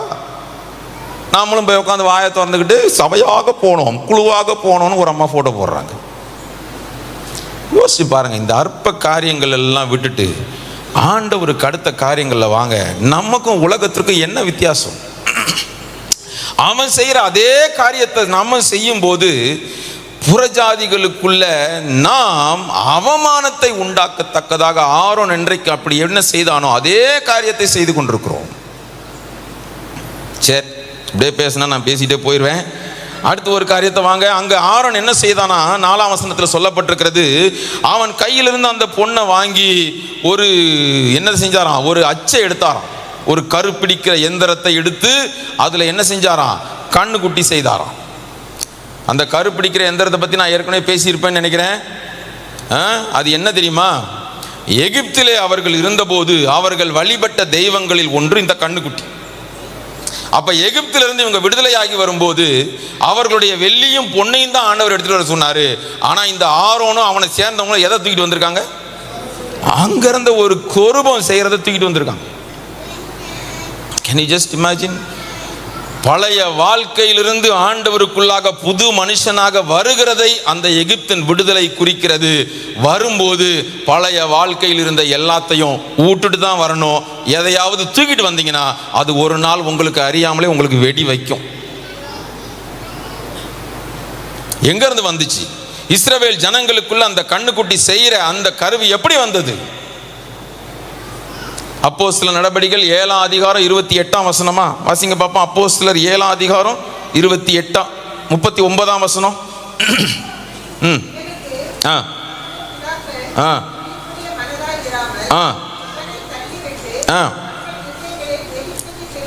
எப்படி திரும்பினாங்களாம்? தங்கள் இருதயங்களில் எங்க திரும்பினாங்க? இருதயங்களில் எகிப்துக்கு திரும்பினாங்க. எகிப்துல இருந்து சரீரம் வெளியே வந்துருச்சு, ஆனா இருதயம் எங்க தான் இருந்திருக்கு? எகிப்துல தான் இருந்திருக்கு. அதுல ஆரோனுக்கும் ஒரு பங்குண்டு. ஆரோனே, நீ தேவ சத்தம் கேட்டு நடந்தவன் அல்லவா, தேவ சித்தத்தின்படி வாழ்ந்தவன் அல்லவா, இம்மட்டுமாக தேவனால் நடத்தப்பட்டவன் அல்லவா. ஆனா உனக்குள்ளேயே ஒரு அந்நிய காரியம் அது ஒளிந்திருக்கும் போது அது ஒரு செத்த ஈயை போல உன்னுடைய நற்கந்தம் வீசும் வாழ்க்கையை நார பண்ணிவிட்டதே. யோசிச்சு பாருங்க. அங்க போட்டிருக்கிறது கர்த்தருக்கு பண்டிகை என்று போட்டான், ஆனா செய்யப்பட்டது தங்களுக்கான ஆராதனை. இதுதான் பல காரியம் நடக்குது. இந்த அந்நிய காரியமாகிய எகிப்தின் காரியம் உள்ள இருக்குன்னா அது எப்பேற்பட்ட மனிதருக்குள்ளேயும் வெளியே வந்துடும். எரேமியாவின் புஸ்தகம் 14ஆம் அதிகாரம் 14ஆம் வசனத்தை வாசிக்கலாமா? எரேமியா 14ஆவது அதிகாரம். தீர்க்கதரிசிகள் பொய்யாய் தீர்க்க தரிசனம் சொல்லுகிறார்கள். நான் அவர்களை அனுப்பினதும் இல்லை, அவர்களுக்கு கற்பித்ததும் இல்லை, அவர்களோட பேசினதும் இல்லை. அவர்கள் கண்ட தரிசனத்தை இல்லாத விசேஷம் தங்கள் இருதயத்தின் கபடத்தையுமே உங்களுக்கு தீர்க்க தரிசனமாய் சொல்லுகிறார்கள். அதை பேசினா பெரிய பிரசங்கமாக அங்கே சொல்லப்பட்டிருக்கிற பல காரியங்களை யோசித்து பாருங்க. அவர்கள் நிறைய பேர் சொல்லிக்கிட்டு தீராங்க, ஆனால் அவர்களுக்கும் எனக்கும் சம்பந்தமே இல்லை. அவர்களுக்கு நான் கற்பித்ததும் இல்லை, அவர்களோட நான் பேசினதும் இல்லை. அவர்கள் கள்ள தரிசனத்தையும் கள்ள சகுனத்தையும் இல்லாத விசேஷத்தையும் தங்கள் இருதயத்தின் கபடத்தையுமே உங்களுக்கு கர்த்தருடைய வார்த்தை என்று போதிக்கிறார்கள். இல்லாத விசேஷத்தை தான் சொல்லுவாங்க. அதுக்கு பேரு கர்த்தருக்கு பண்டிகை என்று வைக்கப்படும். ஆனால் தேவனுடைய ஜனங்கள் ஒருபோதும் இப்படிப்பட்ட காரியங்களை பார்த்து ஏமாந்து விடக்கூடாது. சரி, இப்படிப்பட்ட காரியங்கள் எல்லாம் ஆண்டவர் தன்னுடைய ராஜ்யத்திற்கென்று மாற்றுவாராக. அடுத்து அங்க என்ன நடக்குது பாருங்க. அப்போ மோசே கீழே இறங்கி வர்றாரு. மோசே கீழே இறங்கி வரும்போது வந்து என்ன நடந்துச்சு, ஏன் இப்படி நடக்குது அப்படின்னு கேட்கும்போது ஆரோன் என்ன சொல்றான் பாருங்களேன். 22ஆம் வசனத்தை வாசிங்க. அதற்கு ஆரோன், 32ஆம் அதிகாரம் 22ஆம் வசனம். அதற்கு ஆரோன், என் ஆண்டவனுக்கு கோபம் மூளாதிருப்பதாக, இது பொல்லாத ஜனம் என்று நீர் அறிந்திருக்கிறீர். அடுத்து pudding the blame on others, தன்னுடைய குற்றத்தை அடுத்தவர்கள் மேல் சுமத்துகிறது ஒரு செத்த ஈக்கு அடையாளம். தவறு செய்ததிலே தனக்கும் பங்கு உண்டு என்பதை ஒத்துக்கொள்ளாம தப்பித்து ஓடுகிற ஆரோன் போன்றவர்கள். நம்மளும் பல நேரத்தில் இதை செய்வோம். நடந்த எல்லா காரியத்துக்கும் நம்ம தான் காரணமா இருப்போம். ஆனா ஏதோ ஒரு சின்ன பாயிண்ட் ஆப்போசிட்ல இருக்கும். ஆனா என்ன சொல்லிடுவோம், அதனாலதான் புருஷன் மனைவியே, மனைவி புருஷனை, விசுவாசி பாஸ்டர், பாஸ்டர் விசுவாசிய, எல்லாரையும் மாத்தி மாத்தி சொல்லிக்க வேண்டியதான். யோசிச்சு பாருங்க. ஜனங்கள் கேட்டார்கள், ஆனா உனக்கு கொடுக்கப்பட்ட கட்டளை நீ ஜனத்தை நடத்தணும் என்பது தானே, நீ நடத்தி இருக்கணும்ல. ஆனா என்ன பண்ணிட்டார் இவர், சிம்பிளா ஜனங்கள் மேல பதில போட்டார். ஆமா, யாரோ ஹார்ன் அடிச்சுக்கிட்டே இருக்காங்க, வண்டி வழி நிக்குதோ. சரி, யோசிச்சு பாருங்க. எந்த ஒரு சூழ்நிலையிலும் நம்முடைய தவறுக்கு நாம் பொறுப்பெடுக்காமல் அதை இன்னொருத்தர் மேல போடுவோம்னா அது ஏதேன் தோட்டத்து ஆவி. ஆண்டவர் ஆதாம்கிட்ட வந்து கேட்கும்போது ஆதாம் சொல்றாரு, நீர் என்னோட இருக்கும்படியாக நீர் தந்த ஸ்திரீயானவள் அந்த பழத்தை கொடுத்தால் நான் சாப்பிட்டேன். அவர் யார் மேல பழிய போட்டாரு? ஆண்டவர் மேலையும் பழிய போட்டாரு, ஏவாள் மேலையும் பழிய போட்டார். உடனே அந்த ஏவாள் அம்மா, நீர் தந்தது நானே சாப்பிடல, சர்ப்பம் கொடுத்துச்சு, நான் சாப்பிட்டேன். அந்த ஒருவரை ஒருவர் குற்றம் சாட்டுகிற காரியம் அங்கேயே ஆரம்பிச்சிச்சு. ஒரு தவறு நடந்துருச்சுன்னு தெரிஞ்சிச்சுன்னா don't start blaming each other. ஆண்டவரே நான் என்ன செய்யணும் இதை சரி பண்றதுக்கு, அடுத்த நிலைமைக்கு வரும்போது தான் காரியம் மாறும். அப்படி மாறாம ஒருவரை ஒருவர் குற்றம் சாட்டுவோம்னா என்ன தெரியுமா நடக்கும்? அதே 32ஆம் அதிகாரத்தில் 23ஆம் வசனம் வாசிங்க. இவர்கள் என்னை நோக்கி, எங்களுக்கு முன் செல்லும் தெய்வங்களை எங்களுக்கு உண்டு பண்ணும், எகிப்து தேசத்திலிருந்து எங்களை அழைத்து கொண்டு வந்த அந்த மோசேக்கு என்ன சம்பவித்ததோ அறியோம் என்றார்கள். அப்பொழுது நான், பொன் உடைமை உடையவர்கள் எவர்களோ அவர்கள் அதை கலற்றி தரக்கடவர்கள் என்றேன். அவர்கள் அப்படியே செய்தார்கள். அதை அக்னியிலே போட்டேன், அதிலிருந்து இந்த கன்றுக்குட்டி வந்தது. அதை சொல்ல, கடைசி பகுதியை படிங்க பார்ப்போம். அதை அக்னியிலே போட்டேன், அதிலிருந்து இந்த கன்றுக்குட்டி வந்தது. என்ன சொல்றான் அவன்? என்ன சொல்றான்? பச்சை பொய் சொல்றான். பக்கத்தில் இருக்கவங்கள பார்த்து சொல்லுங்க, பக்கத்தில் இருக்கவங்கள பார்த்து சொல்லுங்க, புழுகுறான். ஆமா, அவர் அக்னியில போட்டாராம், அதுவா அந்த கண்ணுக்குட்டி வந்துச்சான். புரியுதா? சிற்ப கருவியை எடுத்துன்னு 4ஆம் வசனத்துல வாசிச்சோம். சிற்ப கருவியை என்ன பண்றாரு இவரு? மோசேட்ட இருந்தே மறைக்கிறார். என்றைக்கு நாம் தவறை உணராமல் ஒருவரை ஒருவர் குற்றம் சாட்ட ஆரம்பிக்கிறோமோ, அடுத்தது தேவனுக்கு விரோதமாக துணிகரமாக பொய் சொல்ல ஆரம்பிப்போம். அதுவும் களையப்பட முடியாத செத்த ஈயா நம்முடைய வாழ்க்கையில மாறும். ஒரு மனிதனுடைய வாழ்க்கையில உண்மையுள்ள மனுஷன் பரிபூரண ஆசீர்வாதங்களை பெறுவான் என்று வேதம் சொல்லுகிறது. எனக்கெல்லாம் ஒருத்தர் தெரியும், பல வருஷமா பார்க்கிறேன், வாயை திறந்தாலே போய் தான் அவருக்கு. சும்மா பேசிக்கிட்டு இருப்போம், ஒரு 2 நிமிஷம் பேசினா அதுல 10 போய் சொல்லிடுவார். எனக்கே தெரியும், சிரிப்பு வந்துடும் நம்மளால. நான் எனக்கு தெரிஞ்சிருச்சுன்னு தெரிஞ்சாலும் இல்லை அப்படின்னு சமாளிப்பார். ஆனாலும் அவரால் பொய் சொல்லாமல் இருக்க முடியாது. இன்றைக்கு வரை ஒரு ஆசீர்வாதத்தையும் பார்க்கல. எனக்கு சொந்தக்காரர் தான், பாப்பார், தெரியட்டும். எத்தனை தடவை நானே நேரில் சொன்னது தானே சொல்கிறேன். பொய் மட்டும் நம்ம வாழ்க்கையில் வந்துச்சுன்னு வச்சுக்கோங்களேன், அது நம்ம வாழ்க்கையை சீரழிச்சிடும். எத்தனையோ தடவை நானும் சொல்லி பார்த்துட்டேன், இந்த மாதிரி பொய் சொல்லாதீங்க. அதில் என்ன அப்படி ஒரு ஹேபிட், அது ஹேபிட்டாகவே ஆகிப்போச்சு. பொய் ஆண்டவர் ரொம்ப வெறுக்கிறார். உண்மையுள்ள மனுஷன் பரிபூர்ண ஆசீர்வாதங்களை பெறுவான். நம்ம வாழ்க்கையில் வார்த்தையில் உண்மை வரணும். அவன் எவ்வளோ துணிகரமாக பொய் சொல்கிறான் பாருங்க. இவ்வளவு பெரிய காரியத்தை செய்து விட்டு ஜனங்களெல்லாம் பார்க்குறாங்க. ஜனங்களுக்கு நல்லா தெரியும் இவன் சிற்பக்கருவியை வச்சு செஞ்சான்னு. ஆனால் அவர் சொல்கிறது, நான் எல்லாத்தையும் உள்ளதாங்க போட்டேன், அதுவாக வந்துச்சுங்க அப்படின்னு.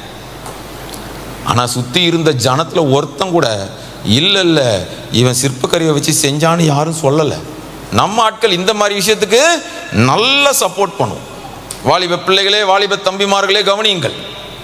நீங்க செய்யற பொய்யுக்கும் புரட்டுக்கும் பண்ற தப்புக்கும் உங்களுக்கு நல்ல சப்போர்ட் பண்ற கூட இருக்கிற உற்ற நண்பர்கள், தோழிகள் இருப்பார்கள். அவர்களே உங்களை கடைசியில கொண்டு குப்பையில தள்ளுவார்கள். சிநேகிதன் அடிக்கும் அடிகள் உண்மையானவைகள் என்று வேதம் சொல்லுகிறது. உங்களை தப்பு செஞ்சா திருத்துற மாதிரி ஒருத்தன் இருக்கானா, அவன் தான் உண்மையான நண்பன். சரி, எனக்கு இது சொல்ல போன நிறைய இருக்கு. இப்ப இதெல்லாம் நடந்ததுக்கு அப்புறம் தான் 25ஆம் வசனத்துல, ஜனங்கள் தங்கள் பகைவருக்குள் அவமானப்படத்தக்கதாக ஆரோன் அவர்களை நிர்வாணமாக்கி இருந்தான். எந்த ஜனத்துடைய நிர்வாணத்தை ஆண்டவர் மூடி அவர்கள் மகிமையின் சாயலை இழந்து போயிருந்தாலும் ஆண்டவர் தன் கைப்பட ஒரு ஆடையை கொடுத்திருந்தாரோ, அதே தேவ ஜனத்தை இன்றைக்கு நிர்வாணமாக்கி விட்டது ஆரோனுக்குள் வந்த ஒரு சொற்ப மதியினம். தேவ ஜனங்களுக்குள் ஏற்பட்ட ஒரு சொற்ப மதியினம். ஆக ஆண்டவர் பார்க்கிறாரு, நம்ம எல்லாரையும் ஆண்டவர் சுகந்த பலியாக நுகர விரும்புகிறார். அந்த பலிபீடத்தின் காரியங்கள், பலி செலுத்துகிற காரியங்கள் எல்லாம் நீங்க பார்த்தீங்கன்னா, அந்த புகை எழும்பும் போது ஆண்டவர் சுகந்த வாசனையாக முகர்ந்தார்னு வாசிப்போம். ஆண்டவருக்கு அந்த சுகந்த வாசனை, அந்த பரிமள தைலம், அந்த நறுமணம், நற்கந்தம் வீசுகிறது எல்லாம் ஒரு சபைக்குள்ள தேவ பிள்ளைகளுடைய வாழ்க்கையிலிருந்து வெளிப்பட வேண்டும் என்பதை ஆவலாக எதிர்பார்க்கிற ஒரு ஆண்டவர். பழைய ஏற்பாட்டில் அதற்காகத்தான் அந்த பலிகள் செலுத்தப்பட்டது. அந்த பலிகள் நம்மை முற்றிலுமாக அவருக்கு ஏற்ற வகையிலே அர்ப்பணித்து, நம்முடைய மாம்சம் சந்து சந்தாக துண்டிக்கப்பட்டு, அது முற்றிலும் நெருப்பிலே புடமிடப்பட்டு எரிக்கப்பட்டு, அது சாம்பலாக்கப்பட்டு, என்னுடைய சுயம் முற்றிலும் அழிந்து என்னுடைய வாழ்க்கை ஒரு நற்கந்தமாக எழும்பும் போது ஆண்டவர் அதை சுகந்த வாசனையாக பார்க்கிறார். ஆனால் பழைய ஏற்பாட்டில் ஆண்டவர் பல தேவ மனிதர்களை எழுப்பினார், பல தீர்க்கதரிசிகளை எழுப்பினார். ஆனாலும் ஆண்டவர் எதிர்பார்க்கிற அந்த சுகந்த வாசனை அவர்களுக்கு உள்ளாக இருந்து வரவில்லை. செய்தவர்கள் எல்லாம் சடங்காச்சாரமாக செய்தார்கள்.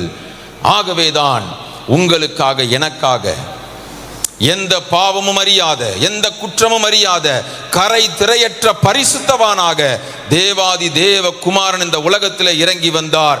எதற்காக இறங்கி வந்தார்? எபேசியருக்கு எழுதின நிருபம் 5ஆவது அதிகாரம் 2வது வசனம். எபேசியர் 5ஆம் அதிகாரம் 2வது வசனம். கிறிஸ்து நமக்காக நம்மை தேவனுக்கு சுகந்த வாசனையான காணிக்கையாகவும் பலியாகவும் ஒப்பு கொடுத்து நம்மில் அன்பு கூர்ந்ததினாலே போதும். கிறிஸ்து நமக்காக நாம் சுகந்த வாசனையாக இல்லாமல் போனபடியினால், அவர் நமக்காக பரிசுத்தமான அவர் தன்னையே பலியாக தந்தபடியினாலே தேவனுக்கு தன்னை சுகந்த பலியாக கொடுத்து அவர் மூலமாக நமக்கு ஒரு மீண்டும் புதிய வாழ்க்கையை தருகிறார். நாற்றத்தில் இருந்த நாம் மீண்டும் அந்த நற்கந்தமாக மாற்றப்பட்டிருக்கிறோம். ஹல்லேலூயா. அதே காரியத்தை தான் அப்போஸ்தலனாகிய பவுல் சொல்லுகிறார். 2 கொரிந்தியரின் புஸ்தகம் 2வது அதிகாரம் 14வது வசனத்திலிருந்து. 2 கொரிந்தியர் 2ஆம் அதிகாரம் 14ஆம் வசனத்திலே, கிறிஸ்துவுக்குள் எப்பொழுதும் எங்களை வெற்றி சிறக்க பண்ணி. நல்லா கவனிங்க, அண்டர்லைன் போடணும்னா அந்த எப்பொழுதும்ன்றதுல போடணும். என்ன சொல்றார்? கிறிஸ்துவுக்குள் எப்பொழுதும் எங்களை வெற்றி சிறக்க பண்ணி. என்ன வெற்றி? நமக்கு வெற்றினா வேலை கிடைச்சா வெற்றி, எதிர்பார்த்த படிப்பு கிடைச்சா வெற்றி, கடன் பிரச்சனை மாறினா வெற்றி, அதுதான் வெற்றி. அதெல்லாம் வெற்றி தான், அதெல்லாம் ஆண்டவர் தருகிற ஆசீர்வாதம் தான். ஆனால் அதைவிட ஒரு மேலான வெற்றி, சத்துருவானவன் கொண்டு வருகிற பாவத்தை, சாபத்தை, அக்கிரமத்தை எல்லாவற்றையும் மேற்கொண்டு பாவத்தை விட்டு விலகி மேற்கொள்ளுகிற ஒரு வெற்றியுள்ள வாழ்க்கையை கிறிஸ்து நமக்காக தருகிறார். ஹல்லேலூயா! அதை வேதம் சொல்லுகிறது. அவர் எப்பொழுதும் வெற்றி சிறக்க பண்ணுகிறாராம். அதை வெற்றி சிறக்க பண்ணும்போது என்ன நடக்குதான்? எல்லா இடங்களிலேயும், முதல்ல எப்பொழுதும் அண்டர்லைன் போடணும், அடுத்தது எல்லா இடங்களிலேயும், படிக்கிற இடத்துல, வேலை செய்கிற இடத்துல, ஸ்கூல்ல, காலேஜில், ஞாயிற்றுக்கிழமை மட்டும் கிடையாது, சர்ச்சில் மட்டும் கிடையாது, எல்லா இடங்களிலேயும் எங்களை கொண்டு அவரை அறிகிற அறிவின் வாசனையை வெளிப்படுத்துகிற தேவனுக்கு ஸ்தோத்திரம். ஹல்லேலூயா! அப்ப அந்த கிறிஸ்து என்கிற உகந்த பலியை நாம் ஏற்றுக்கொண்டு அவருடைய பிள்ளையாக மாறி அவர் தருகிற அந்த மீட்புக்குள் வரும்போது நமக்குள் என்ன நடக்கிறது? இந்த உலகத்தால் கரைபற்றிருந்தோம், சத்ருவின் தந்திரத்தால் பிடிக்கப்பட்டு நற்கந்தம் வீச வேண்டியவர்கள் நாற்றம் வீசி கொண்டிருந்தோம். ஆனால் இன்றைக்கு கிறிஸ்து என்கிற அவரை அறிகிற அறிவின் வாசனையை எல்லா இடங்களிலும் வீசி கொண்டிருக்கிறோமா? 15ஆம் வசனத்துல, ரட்சிக்கப்படுகிறவர்களுக்குள்ளேயும் கெட்டு போகிறவர்களுக்குள்ளேயும் நாங்கள் தேவனுக்கு கிறிஸ்துவின் நற்கந்தமாய் இருக்கிறோம். கரங்களை தட்டி கத்திர மகிமைப்படுத்துங்க பார்ப்போம். அந்த புதிய ஏற்பாட்டு வாழ்க்கையில, அந்த அற்புதமான வாழ்க்கையில செத்த ஈக்களுக்கு இடமில்லை. பரிசுத்த ஆவியானவர் நமக்கு கொடுக்கப்பட்டிருக்கிறார். பரிசுத்த ஆவியானவர் உங்களிடத்திலே வரும்போது நீங்கள் பலமடைந்து சாட்சிகளா இருப்பீங்க. ஆனா அதை விட மேலானது என்ன ஒரு முக்கியமான காரியம்? பரிசுத்த ஆவியானவர் உங்களிடத்திலே வரும்போது அவர் பாவத்தை குறித்து, நீதியை குறித்து, நியாய தீர்ப்பை குறித்து கண்டித்து உணர்த்துகிறார் என்று வேதம் சொல்லுகிறது. ஒவ்வொரு நாளும் அவருக்குள்ளாக நம்மை காத்து கொள்ளும் போது எப்பேற்பட்ட காரியம் நடந்தாலும் ஆண்டவர் மீண்டுமாக அந்த நற்கந்தம் வீசுகிற வாழ்க்கையை நமக்கு வைத்திருக்கிறார். விசுவாசிக்கிறவன் பெற்றுக்கொள்ளுகிறான். ஹல்லேலூயா! ஆரோனுக்கு என்ன நடந்தது தெரியுமா? அவன் செய்த அந்த பாவத்தினால ஜனங்கள் வீழ்ந்தார்கள், அநேகர் தண்டிக்கப்பட்டார்கள். ஆனால் லேவி கோத்திரம் மட்டும் அன்றைக்கு கர்த்தர் பக்கத்தில் நின்னதுனால ஆண்டவர் மீண்டும் கிருபை வைத்தார். என்னாகமத்தின் புஸ்தகம் 17வது அதிகாரத்தில் அந்த 7ஆம் வசனத்திலிருந்து நீங்க வாசிக்கும் போது மோசே கூப்பிடுறான், எல்லா கோத்திரத்திலையும் உங்களோட கோலை கொண்டு வந்து வைங்க அப்படின்னு சொல்லி. ஆனா அந்த இடத்துலையும் அவன் ஜனங்களையும் நார பண்ணி தன்னுடைய வாழ்க்கையும் நாற்றமாக மாற்றி இருந்தாலும் அந்த ஆரோனுடைய கோல் தான் மீண்டும் துளித்தது. அதுதான் தேவாதி தேவனுடைய கிருபைக்கு அடையாளம். ஹல்லேலூயா! நாம் எவ்வளவுதான் அவரை விட்டு பின்வாங்கி போயிருந்தாலும், எவ்வளவுதான் அவரை விட்டு வழி விலகி போயிருந்தாலும், எவ்வளவுதான் அவருடைய வார்த்தைக்கு செவி கொடுக்காமல் அவரை துக்கப்படுத்தி இருந்தாலும் மீண்டும் ஒரு உகந்த பலியாக இன்றைக்கு ஒப்பு கொடுப்பீர்களானால் தேவாவியானவர் உங்களை நடத்த போதுமானவர். அப்படியே எல்லாம் முழங்கால் படிடுங்க பாப்போம் தேவ சமூகத்தில். நன்றி ஆண்டவரே, உமக்கு நன்றி செலுத்துகிறோம். Thank you Jesus. செத்த ஈக்கள் பரிமள தைலக்காரனுடைய தைலத்தை அது நாரி போக பண்ணுமே. சொற்ப மதியினத்தினால் ஆண்டவரே நீர் தந்திருக்கிற இந்த நற்கந்தமான கிறிஸ்தவ வாழ்க்கைய நாங்க எங்களை ஏதோ ஒரு காரணத்தினால கரைப்படுத்தி கொண்டோமே. ஆண்டவருடைய சமூகத்தில் கேளுங்க, ஆண்டவரே என் வாழ்க்கையில எந்த செத்த ஈக்கு நான் இடம் கொடுத்திருக்கிறேன்? நான் ஒரு சில காரியங்களை தான் காண்பித்திருக்கிறேன், எனக்கு காண்பிக்கிறதுக்கு நிறைய இருக்கிறது. நான் ஆரோனுடைய வாழ்க்கையிலே அப்படிப்பட்ட காரியங்கள் வருமானால் தாவீதை ஆண்டவர் தன்னுடைய இருதயத்திற்கு ஏற்றவனாகத்தான் அவர் தெரிந்தெடுத்திருந்தார். ஆடுகளின் பின்னால் அலைந்து கொண்டிருந்த மனிதனை அற்புதமாக ராஜாவாக அபிஷேகித்தார். ஆனா அந்த மனிதனுக்குள்ள வந்த ஒரு சொற்ப மதியினம் அவனை விபச்சார பாவத்திலே விழ வைத்தது, கொலைகாரனாக மாற்றியது. ஆபிரகாம் என்கிற மனிதனை ஆண்டவர் அற்புதமாக தெரிந்தெடுத்தார். ஆதியாகமம் 12ஆம் அதிகாரத்தில் நான் காண்பிக்கிற இடத்திற்கு போய் என்று தான் சொன்னார். ஆனா அவனோ வழியில வந்த பஞ்சத்தை பார்த்து தேவ சித்தத்திற்கு கீழ்ப்படியாமல் எகிப்தை நோக்கி போனான்.